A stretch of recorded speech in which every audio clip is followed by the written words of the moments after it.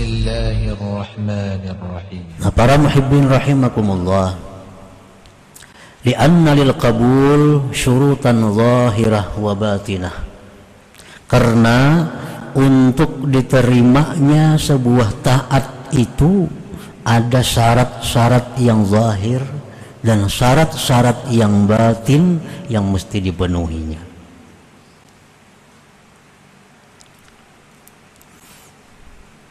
Tanpa syarat-syarat itu maka taat ini tidak diterima oleh Allah Subhanahu wa ta'ala.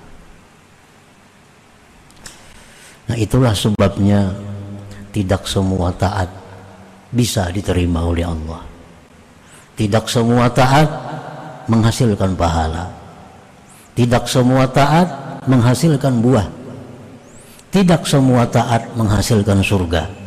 Karena banyak taat-taat hamba itu yang hanya sampai di atas kepalanya, tidak sampai ke hadirat Allah Subhanahu wa ta'ala. Para muhibbin rahimakumullah, famin syurutiha zahirah, setelah syarat-syarat taat yang diterima yang zahir, ada uha fi waktiha, menunaikan taat itu di dalam waktunya. Menunaikan taat itu di dalam waktunya. Nah, apabila sebuah taat itu kita kerjakan sudah lewat waktunya, nah, tentu tidak akan diterima lagi oleh Allah Subhanahu wa ta'ala. Kalau kita undangan pengantin jam 1 sampai jam 4 itu undangan, datang pukul 6 tetap disilahkan masuk, beri ampun rumah, tapi makanannya sudah habis, hidangannya sudah habis. Qala Nabi sallallahu alaihi wasallam, thalathatun la yaqbalullah minhum salatahum, zakara minha wa rajulun atas salata dibara. Ad-dibar ay ya'tiyaha ba'da an tafutah. Rasulullah sallallahu alaihi wasallam bersabda, 3 kelompok yang mana Allah tidak menerima dari mereka itu sembahyang mereka. Rasulullah menyebutkan dari yang 3 itu ada seorang laki-laki yang melaksanakan salat sesudah habis waktunya. Sembahyang itu ada waktunya. Zuhur dari jam 12:04 sampai jam 3 sekian. Kalau kita sembahyang zuhur jam 4 tutup sudah. Itu ada zuhur lagi yang masuk asar. Jadi sembahyang kita zuhur itu, walaupun kita menunaikan kewajiban kita lepas, tapi samarahnya, buahnya, pahalanya kada kita dapatkan lagi. Waktunya sudah habis. Nah, jadi taat itu mesti berada dalam waktunya. Nah, ini syaratnya yang zahir. Orang keasikan begawi, bekerja waktu zuhur, asik sehingga liwat taka asar.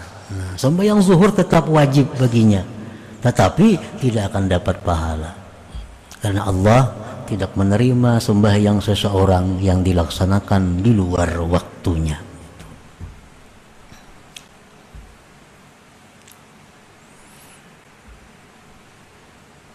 Nah, demikian pula apa-apa yang disampaikan oleh Rasulullah SAW tentang amaliyah-amaliyah. Yang ini baca pada waktu ini, nah, ini baca sekian kali. Nah, itu bilangan-bilangan itu adalah merupakan syarat yang zahir untuk diterimanya sebuah amal. Wa minha, setengahnya lagi dari syarat-syarat taat yang diterima itu yang zahirnya, aklul halal, makanan yang dimakan halal. Qala Nabi sallallahu alaihi wasallam, inna malakan ala baitil maqdis yunadi kulla yaumin wa kulla laylah man akala haraman lam yuqbal minhu sarfa wala adla. Rasulullah SAW bersabda bahwa malaikat di Baitul Maqdis, Palestina, malaikat itu berseru tiap siang malam. Apa seruan malaikat itu? Pengumumannya, siapa-siapa memakan yang haram tidak diterima baginya baik ibadah sunat atau ibadah fardunya. Makan makanan yang haram, baik yang haram zatnya, minum arak misalnya, makan bangkai, makan binatang yang tidak halal, nah ini haram zatnya.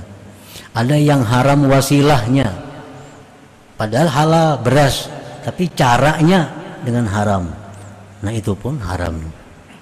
Nah kita makan makanan itu, setelah itu kita beribadah, Allah tidak akan menerima ibadah itu. Allah tidak akan berkenan memberi pahala ibadah itu. Berapa hari sampai kita tobat daripadanya, sampai kita tobat daripadanya.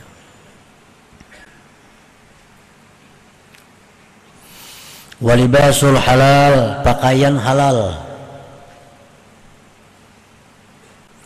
Qala Rasulullah sallallahu alaihi wasallam, man ishtara thawban bi asyrati darahim wa bi thamanihi dirhamun min haramin lam yaqbalillah lahu salatan ma dama alaihi.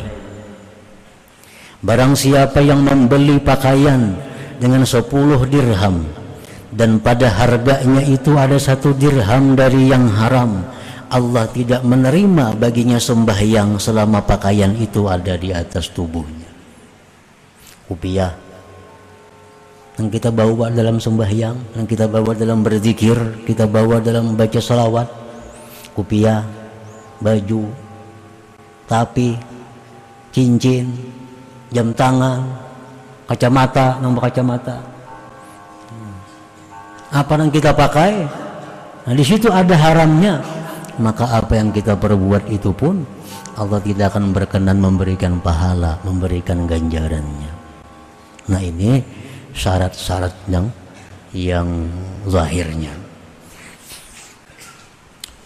Wa malul halal, harta yang halal, in kanat ta'atu hajjan aw sadaqatan aw nahwahuma. Harta yang halal jika taat itu berupa haji, sedekah atau seumpamanya. Qala Nabi sallallahu alaihi wasallam, man hajja bimalin haramin faqala labbaik qala malak la labbaika wala sa'daik hajjuka mardudun alaik. Barang siapa yang naik haji ada hartanya yang haram, dia berkata dalam ihram labbaik Allahumma labbaik, dijawab dengan la labbaik, tidak ada labbaik, hajjuka mardud, haji engkau ditolak. Ini syarat yang zahir untuk diterima sebuah amal.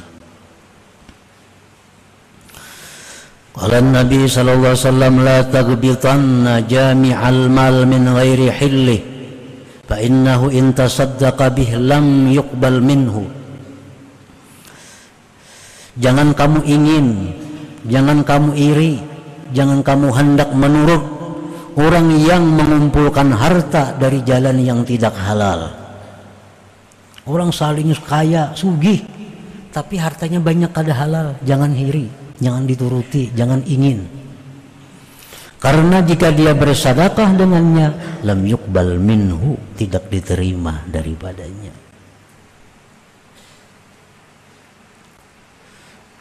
Nah kita lihat ada orang yang suka melaksanakan perbuatan yang haram-haram tadi, tapi orangnya rajin sembahyang, rajin tahajud, padahal orang ini membungakan duit atau berhutang berbunga duit, tapi tahajud orangnya. Nah, itu biasa aja, karena memang Allah ada membuka pintu amal tapi tidak membuka pintu kabul, pintu terima.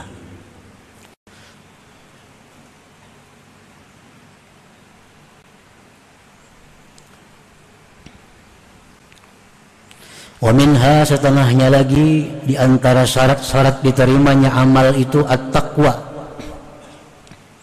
Qala Allah Ta'ala, innama yataqabbalullah minal muttaqin. Allah hanya menerima amal orang yang takwa kepada Allah Subhanahu wa Ta'ala. Orang yang durhaka kepada orang tua, contohnya orang tuanya tidak riba dengan kelakuannya,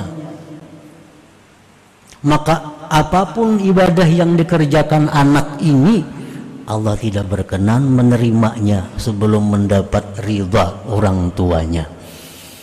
Ridallah fi ridal walidain. Keridaan Allah tergantung keridaan kedua orang tuanya. Anak durhaka, orang tuanya kecewa, orang tuanya tidak ridha, maka anak ini walaupun zikirnya puluhan ribu, walaupun puasanya tiap hari, tidak akan diterima oleh Allah Subhanahu wa Ta'ala, karena dia tidak takwa kepada Allah. Allah memerintahkan bakti kepada orang tua, dia durhaka. Para istri yang durhaka dengan suaminya,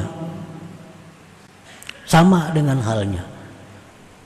Kelakuan istri, tingkah laku istri, tutur kata istri yang tidak berkenan di hati suaminya, sehingga suaminya kecewa, tidak ridha kepada perbuatan atau perkataan si istri tadi, maka apapun ibadah yang dilakukan oleh istri itu tidak berkenan diterima oleh Allah Subhanahu wa Ta'ala sebelum suaminya meridai kepada istrinya itu.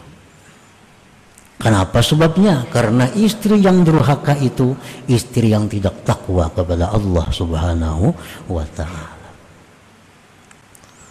Banyak orang durhaka lawan laki wani, di puasa senayan Kamis orangnya, tasbih di tangan, tahajud. Lawan laki maka durhaka, biasa itu.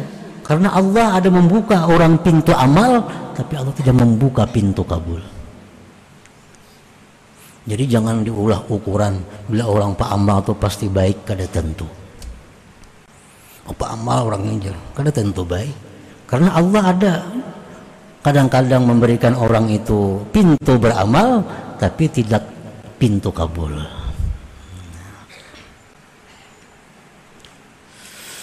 Nah, para muhibbin rahimakumullah, itu syarat-syarat kabul yang zahir. Nah, jadi kita usahakan beribadah itu pada waktunya, tenaga yang ada di tubuh kita dari yang halal, makanan minumannya, pakaiannya pakaian yang halal. Kalau kita bersedekah atau seumpamanya dari harta yang halal. Dan lagi sebelum kita beramal, kita jadikan dulu kita orang yang takwa kepada Allah. Nah, itu syarat-syarat yang dipenuhi yang zahir. Kalau ingin amal kita ini mendapatkan pahala, ganjaran dari Allah Subhanahu wa Ta'ala. Wa min syurutihal batinah, setengah syarat-syarat taat yang diterima yang batinah, yang batin. Pertama, al-ikhlas. Semua persyaratan zahir sudah terpenuhi, tapi batinnya satu, ikhlas. Apa itu ikhlas? Dia beramal itu hanya satu tujuan, adalah melaksanakan apa yang diperintah oleh Allah Ta'ala. Orang yang beramal agar rezekinya murah, tidak ikhlas. Orang yang beramal dengan tujuan selamat dari bahaya, tidak ikhlas. Orang yang beramal dengan tujuan supaya orang yang kada bayar hutang, kada ikhlas. Ikhlas itu adalah memurnikan Allah dalam tujuan. Jadi beramal ini tidak ada tujuan selain satu, mencari keridhaan Allah kah? Atau mendekatkan diri kepada Allah kah? Atau menjunjung perintah Allah kah? Nah, itu contoh-contoh yang ikhlas dalam beramal. Qala Rasulullah sallallahu alaihi wasallam, yaqulullahu ta'ala, ya ayyuhan nas akhlisu a'malakum lillah fa innallaha la yaqbalu minal a'mal illa ma khalasa lahu. Allah Ta'ala berfirman dalam hadis kudusi, wahai manusia, ikhlaskanlah amal kamu itu untuk Allah, murnikan tujuan beramal itu untuk Allah. Karena Allah tidak menerima amal kecuali yang murni bagi Allah Subhanahu wa ta'ala. Wa minha, setanahnya lagi dari syarat-syarat taat diterima yang batin, adamul ujubi bil amal, ketiadaan ujub dengan amal. Ikhlas sudah ikhlas ini. Nah, ujub, jangan ada merasa bahwa beramal itu kehebatan dirinya. Jangan ada merasa beramal itu kekuatan dirinya. Jangan ada merasa beramal itu adalah merupakan kesanggupan dirinya. Bila demikian, ujub. Nah, bila ujub ini, maka ibadahnya, amal, taatnya itu Allah tidak berkenan. Mestinya kita beribadah kepada Allah itu kita ingat bahwa ini adalah dari Allah Subhanahu wa ta'ala. Kita bisa beribadah dari Allah, bukan dari kekuatan kita, bukan dari kemampuan kita. Nabi Isa alaihi wassalam, beliau berkata, kam min siraj kad atfa'at hurrih wa kam min abidin kad afsadahul ujub. Berapa banyak pelita yang dipadamkan oleh angin, berapa banyak orang yang beribadah yang dirusak oleh ujub dirinya itu. Selama kita beribadah itu ada ujub, Allah tidak akan berkenan. Wa minha adamul idlal, setanahnya lagi syarat yang batin agar taat diterima Allah, tidak ada idlal. Idlal ini artinya apa? Merasa ada hak di sisi Allah karena ibadah, karena taat itu. Nah, itu idlal. Itu mesti tidak ada dalam hati kita. Jangan ada kita dengan ibadah itu, dengan taat itu, merasa kita ada hak di sisi Allah. Nah, bila demikian, ibadah kita kadang akan sampai ke hadirat Allah Subhanahu wa ta'ala. Rasulullah SAW bersabda, inna salatal mudil la turfa fawqa ra'si. Sembahyang orang yang merasa ada hak di sisi Allah itu kada terangkat dari kepalanya, apalagi sampai ke langit, apalagi sampai ke hadirat Allah Subhanahu wa ta'ala. Kita ini beribadah, lalu kita merasa ada hak di sisi Allah. Nah, ini kalau dibiarkan kena, andai katanya berdoa lalu kada kabul, merasa aneh. Kenapa Allah kada ngabulkan doaku? Nah, merasa aneh. Itu akibat dari idlal ini.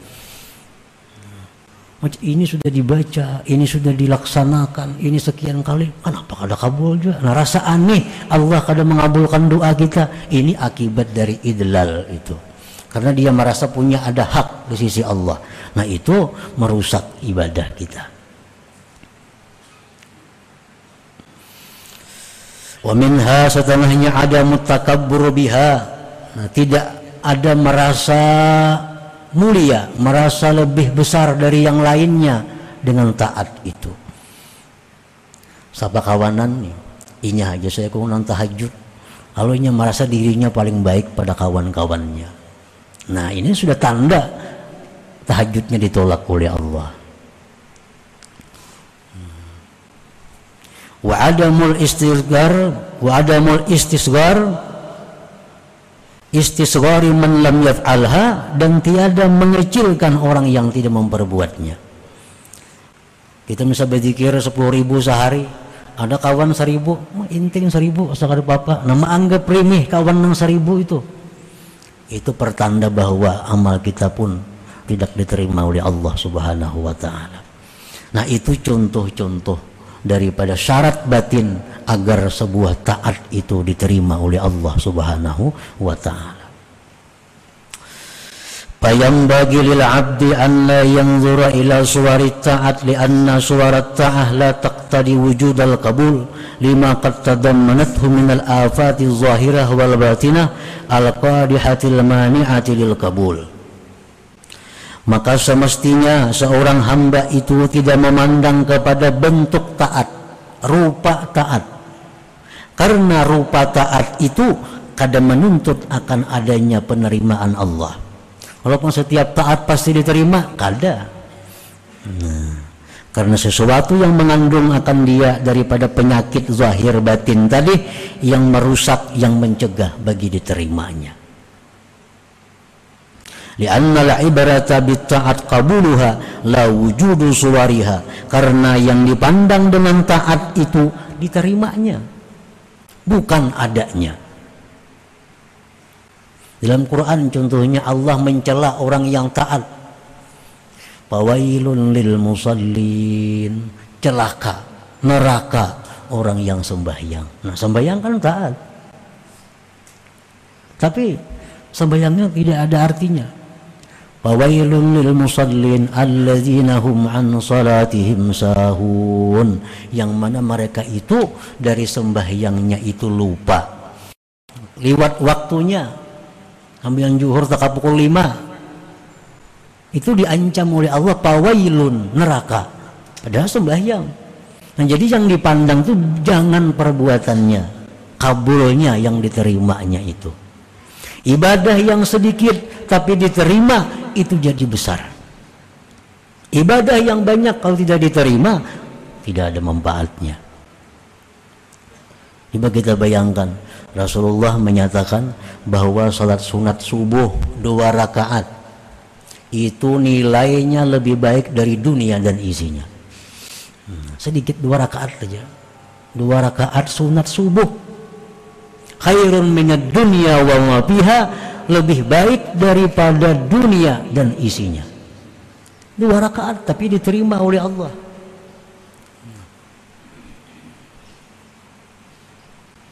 Ada hadis lain yang mengatakan berapa banyak orang yang sembahyang malam tidak ada bagian baginya kecuali hanya kesusahan dan kepayahan, pahalanya kada ada. Nah, jadi jangan dipandang rupa taat, jangan kita hanya memikirkan urusan rupa taat, tapi yang lebih penting lagi bukan hanya sekedar rupa taat yang kita pikirkan, yang kita fokuskan, tapi hendaknya bagaimana supaya taat ini bisa diterima oleh Allah Subhanahu wa ta'ala. Naik haji, jangan hanya sekedar hajinya yang kita pelajari, yang kita pikirkan, yang kita usahakan, tapi bagaimana supaya haji itu diterima oleh Allah Subhanahu wa ta'ala. Ada pakaian contohnya yang haram, ini pakaian haram. Amun kita kada berpakaian ini, kita kada kawa sembahyang. Selawar pindik ada nang halal, gamis tapi haram. Nah, kayak apa sembahyang kita selawar pindik? Allah menerima itu daripada kita memakai gamis tapi gamisnya yang haram. Allah menerima itu.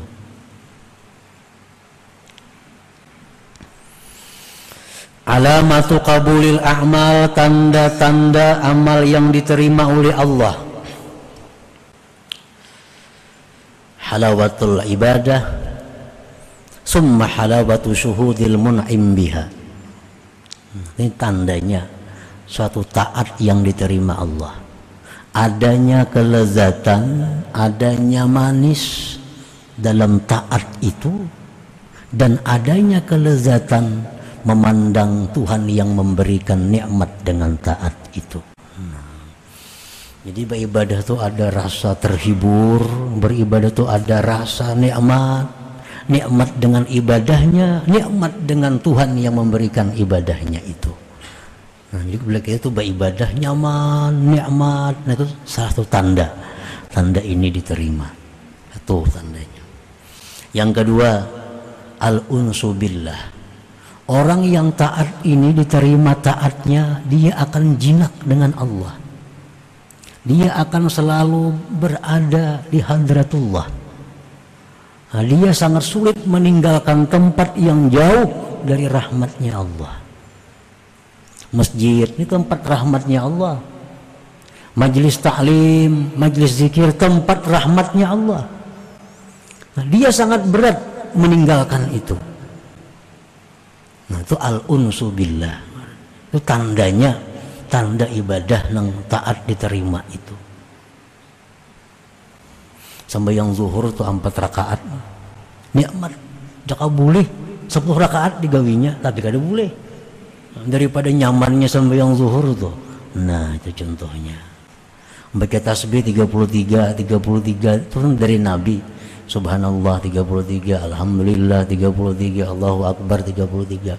Begitu baca subhanallah, nyamannya hati dengan subhanallah ini, nyamannya hati dengan Allah. Jakanya boleh lebih pada 33, 100 ya itu dibacanya. Nah, itu tanda al-unsu billah, rasa jinak dengan Allah. Itu tanda bahwa Allah berkenan dengan taat kita ini. Biaya salam sudah hilang pada masjid. Mestinya masjid itu kan tempat rahmatnya Allah. Andai kata diterima, berarti jinak. Berat meninggalkan masjid itu. Tandanya lagi al-iktifa bi'ilmillah. Dia merasa cukup dengan pengetahuan Allah.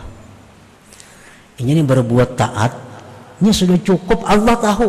Yang lain biar kada tahu, kada Bapak. Nah, al-iktifa bi'ilmillah. Dia merasa cukup dengan pengetahuan Allah. Dia berzikir, dia tahajud, dia baca Quran, yang lain kada perlu tahu. Yang penting Allah tahu, sudah cukup. Nah, ini tandanya taat itu diterima Allah. Walhasil setiap taat yang diterima Allah itu akan membuahkan sifat-sifat akhlak-akhlak yang terpuji bagi orang yang ibadahnya diterima Allah itu.